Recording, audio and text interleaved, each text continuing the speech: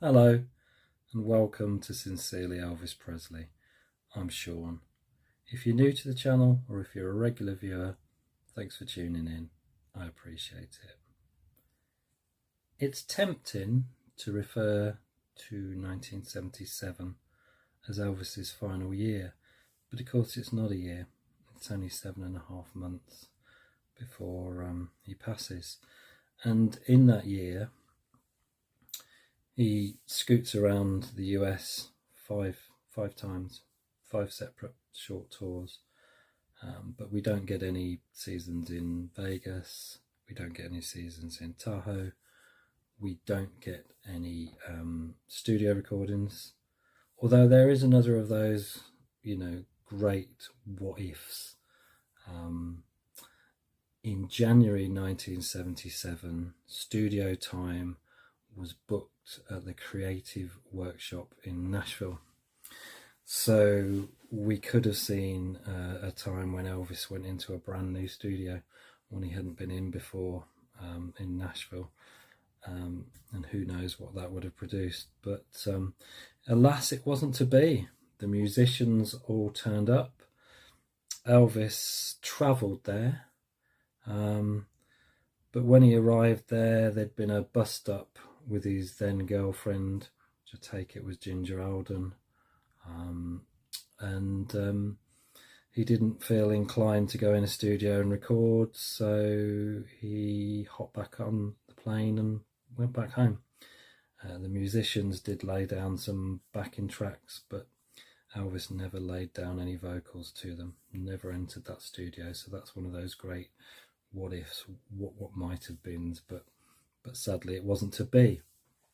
So the big significant event in 77 is CBS filming 2 of Elvis's concerts in June on the 19th and the 21st. So Omaha and Rapid City for broadcast for a television special. Now, I think even the most diehard fan will have to admit that Elvis was not in great shape in 77. He looked particularly unwell. He quite often stumbled over words and had problems recalling lyrics and what have you. Clearly something was badly wrong. So why anyone thought that it was a great idea under those circumstances to film him and put him on television baffles me, absolutely baffles me. When you've got somebody that should have been potentially in some kind of recuperation, some kind of clinic, something to sort himself out and get better, put him in front of a televised audience, and not showing him in his best light doesn't seem to be the smartest decision to me. I know that repeatedly, year after year, there are calls amongst the fan base to officially release the CBS television special. Many people say, look, it's about time, everything else has been released, why isn't that out there? The estate take the view that because it doesn't show Elvis in a great light, doesn't show him at his best and shows an unwell man, they've chosen not to release that. I personally support that. I've said to various people over the years that I watched that special when it was aired. Now, I can't remember if that actually made it onto British television in 77 or 78. Knowing the way we tended to get things a bit later than everyone else for some reason, potentially it was 78. But anyway, I clearly remember I probably still would have been 11. And I remember watching that and being really upset at the age of 11, seeing my hero just look so unwell. People quite rightly say Elvis's voice never deserted him. Absolutely true. Never did. But that to me isn't really the issue. He kept wanting Colonel Parker to book him tours because he loved being in front of his fans. He loved that connection with his fans, and he also had bills to pay because he spent money like water. But I still don't think that television special was a good idea, and I personally have no real desire to see it released. Just my opinion. Anyway, 77. Let's talk about record releases in 77, shall we? So the first release in the UK was Elvis In Demand. Now this, it says, to celebrate the 21st birthday of the official Elvis Presley fan club of Great Britain, RCA invited the club members to select 16 tracks from the star's extensive recorded repertoire. This album is the result. It is a varied and interesting collection representing many facets of the legendary Presley career, studio work, Hollywood film soundtracks and live shows. I remember getting this when it came out. I want to say around sort of, when would I have got it? Maybe as an Easter present. Can't quite remember what month it came out.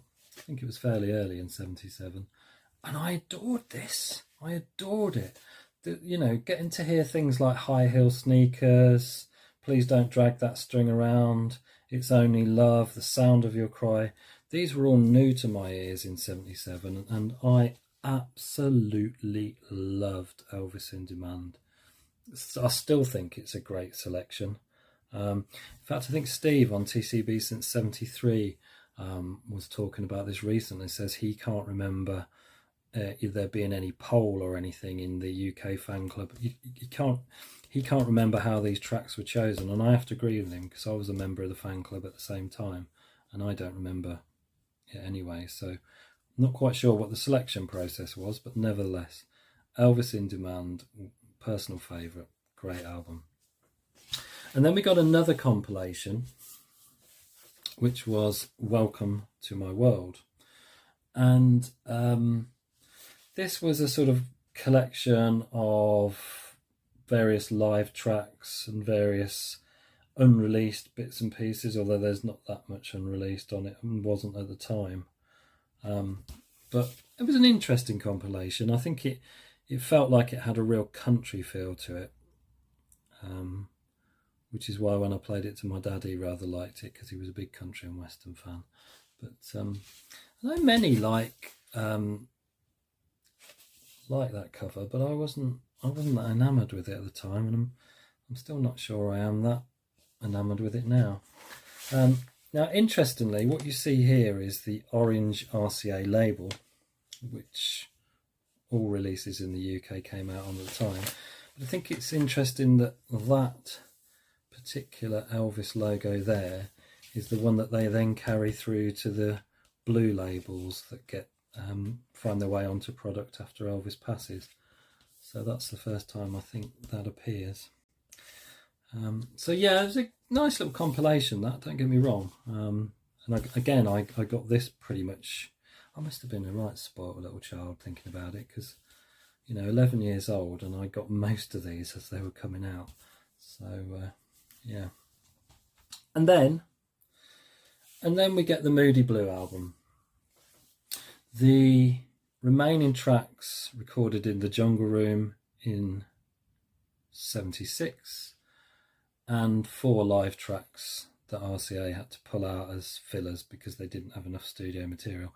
And I guess they realised kind of by then that chance had gone. They weren't gonna Elvis had not appeared in the studio as planned in Nashville in January that year. They certainly weren't going to drag back to the Jungle Room. So to get that product out there, they put 4 live tracks on. And there's certainly some strong tracks on here from the Jungle Room sessions. Your single that came out, Moody Blue, was a great hit here in the UK. So yeah, I don't think it's a lesser album than From Elvis Presley Boulevard, but as I said in the last episode, this can't really be counted as a full studio album, I don't think, because 40% of it are live tracks.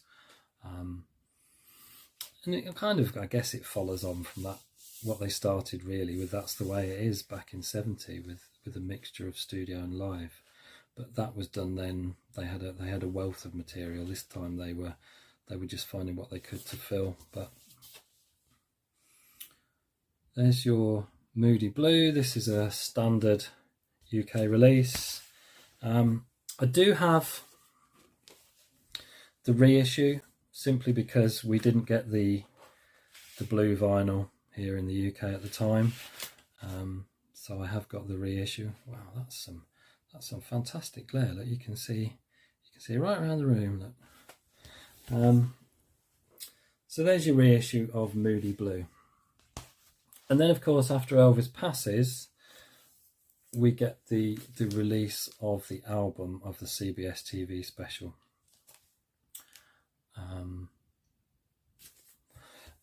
Which, you know, as I say, it's not my favourite. It's not my favourite.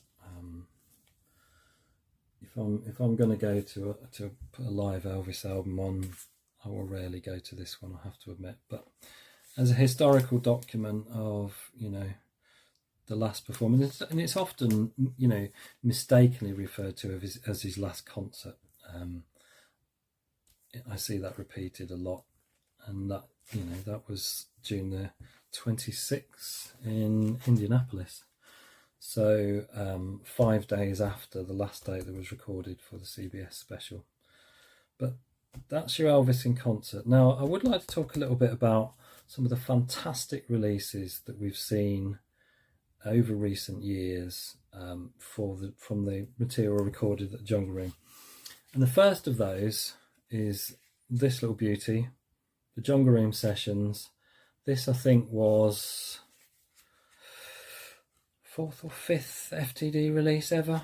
And certainly at the time, you know, was absolutely huge amongst the fan base, and quite rightly so. I remember getting this when it came out, and just because these are outtakes from the sessions at the Jungle Room, and you get to hear some of the little banter in between, but because they're outtakes, they're not swamped by the overdubs that Felton Jarvis put on, so you get to hear a lot purer sound. And, you know, I just think this is an absolute beauty of a release. Even today, you know, kind of still an essential listen. There's the mobile recording truck of RCA at the back of Graceland. So yeah, the vinyl of this commands huge figures, the FTD vinyl of this these days. So I don't think it's one I'm ever going to be adding to the collection. But yeah, nice to have a copy of the Jungle Room Sessions. And then on a more mainstream basis, when was this? 2016, we got Way Down in the Jungle Room. And this is a great release. I really like this. I've only recently actually picked up a copy of the vinyl from my good friend David in Japan. So thanks for that, David. But yeah, just some fantastic release outtakes released on that, and you just get to see the beauty of the material when it's not swamped in those overdubs. Now, being the vinyl, you get a lot less on your vinyl than you do on your legacy CD version of that, which this is so easy to pick up. I see this all the time, going for about the £9-10 mark sealed on eBay.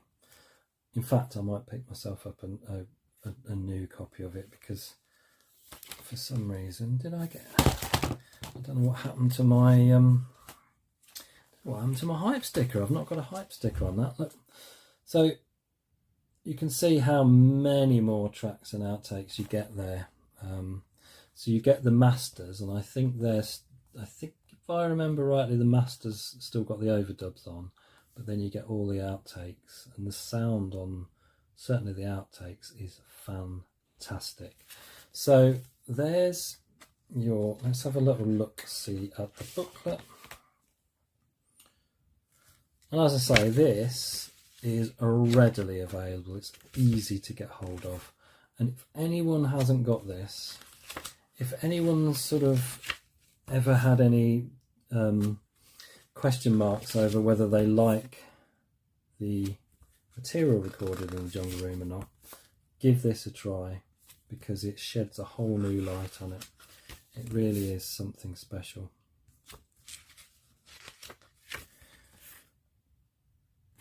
And being a legacy release, you do get a nice informative booklet. Really is worth checking out. Fantastic stuff. So that's your Way Down in the Jungle Room. Now, earlier this year, we got to see the re-release of the FTD version of Moody Blue. It took us a long while to get, was delayed and delayed and delayed, but there we get more glorious outtakes from the Jungle Room sessions. And of course this comes on allegedly gold sparkle vinyl, which frankly, ooh, look at that. That's virtually, I should have put that in a blooper video. It doesn't sparkle. It's gold, but it doesn't sparkle. So that's your sort of standard kind of releases, if you like. I'm standard, but I did want to show this. This is something that I really like. So this is a bootleg, and this just goes to show the quality of some bootlegs. Right, so this is, I think this was restricted, yeah, limited edition, 250 copies on blue vinyl. So you get your heavyweight box, and then inside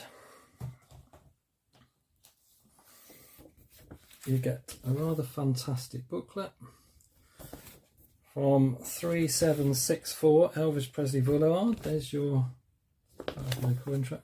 Now this, I first had this, it is available as a 2 CD set, but then I saw that the vinyl came up for a pretty good price. It does have a bit of an over fascination with Linda Thompson, the booklet, I have to admit. But yeah, I saw the vinyl came up and I thought this is too good to pass up. So there's your booklet.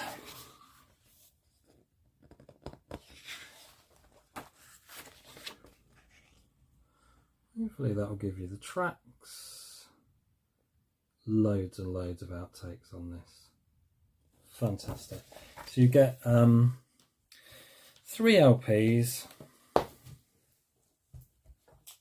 in real heavyweight sleeves, and these are a really nice, let's see them, sort of, that's coming through on the camera, but they're a sort of turquoise blue with a like black splatter, if you like, going through them. So you get 3 LPs.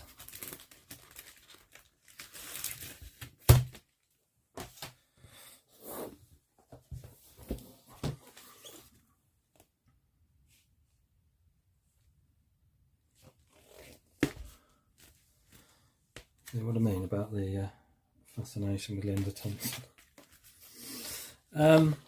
And not only that, but inside the lid you get the double CD version as well. I think the packaging is slightly different from the standalone 2 CD release. The sleeve on that was a bit chunkier, but I just think, you know, as an unofficial release, this is probably my favourite of the lot. I just think it's a beautiful little package that you get in there. I think it came out on red vinyl as well. I think there might have been one with mixed vinyls. You know, I think there were several versions. I don't even know what the label is. It doesn't appear to have one anywhere. But yeah, just a really nice little one to have that. So there's 3764 Elvis Presley Boulevard. Now what I thought I'd do is I'd finish with good old Elvis files and just take a little look through the final volume of the Elvis files, which looks at 76 and 77. I don't have any standalone books that feature 77, but as this one has both years, it seems a nice little way to round up this series looking at Elvis in the 70s. So let's take you through the Elvis files. Volume 8, 76 to 77. If I can manage to lift it. Just as fantastic as ever, and as squeaky as ever as well. What a squeaky book. I love Elvis and the Superfly outfits that he wore. Just so cool. You know, he doesn't get the credit he deserves, I think, for being, you know, such a bold clothes wearer. You know, some of the things that he wore were just bold and brave, and he pulled them all off with aplomb, because he was the coolest dude on the face of the planet, let's face it. So we're in 76 at the moment, and we're squeaking away nicely with this book. See, what I've managed to do, in my usual haven't thought this through, I've now piled the vinyl up here, so I've got no angle to actually turn the book. You'd think, wouldn't you, I've been doing this, what, 7 months now, you'd think by now I'd have found a groove, but I still do things and think, oh, why did I do that? What have I done? And I probably always will, because that's me. 76. Said before, 76 Elvis. Really big pointy sideburns, and quite often a sort of flat fringe. Where are we now? So this is the November tour, 76.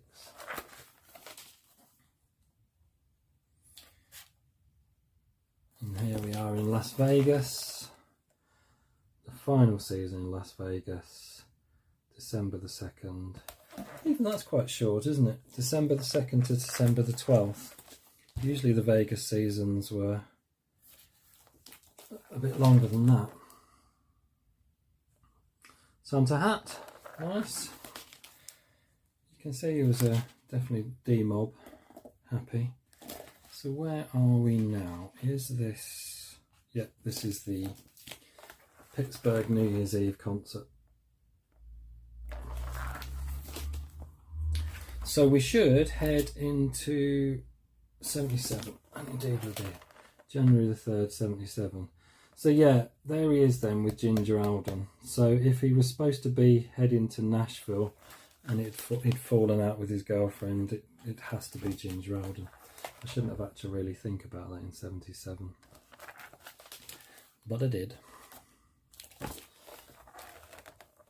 So, yeah, your Elvis files. Elvis on Vacation. March 1977, Honolulu.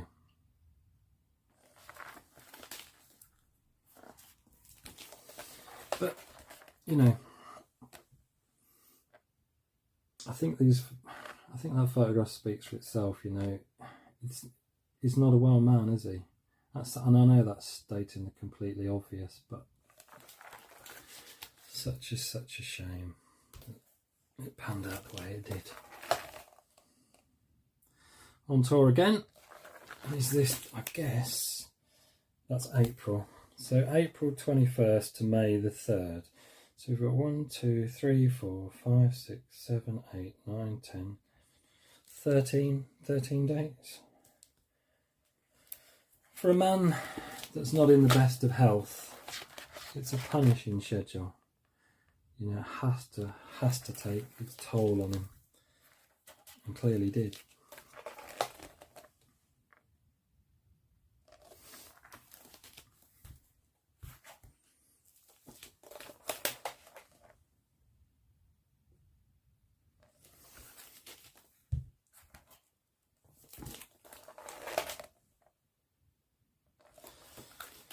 And then we head, we're still actually May to June there, another tour. But we head towards June on that final tour, just final dates. And then unfortunately we all know the story from then on.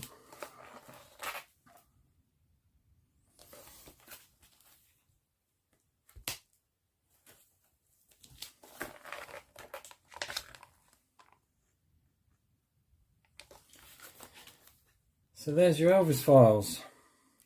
That's our last. We do get a section, August 16th, 1977, the death of Elvis Presley, and it was all over. And yet, 47 years later, here we all are, which is a fantastic thing when you think about it.